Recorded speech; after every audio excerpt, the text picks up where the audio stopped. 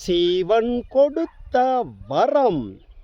தர்மத்தில் மிக உயர்ந்த தர்மம் மீன்களுக்கும் பறவைகளுக்கும் உணவளிப்பது. மனிதர்களுக்கு பசித்தால் கேட்டு வாங்கி சாப்பிடுவார்கள். மீன்களுக்கும் பறவைகளுக்கும் அப்படி ஒரு வாய்ப்பு இல்லை. இதோ 1 ஏக்கர் நிலத்தில் நான் நெல் பயிர் செய்திருக்கிறேன். அறுவடைக்கு தயாராகிவிட்டது.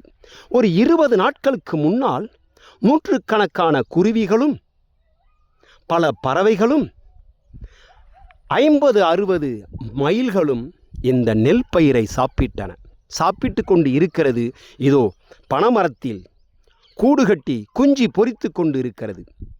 இந்த 1 ஏக்கர் நிலத்தில் உள்ள நெல் பயிரை அவர்கள் அந்த பறவைகளுக்காக, குருவிகளுக்காக, மயில்களுக்காகவே விடுவதற்கு நான் முடிவு செய்வதற்கு திருவள்ளூர் மாவட்டத்தில் உள்ள சோத்துப்பாக்கம் கிராமத்தில் உள்ள கஞ்சி வைத்தியர் ராமமூர்த்தி ஒரு முன்னோடியாக இருக்கிறார்.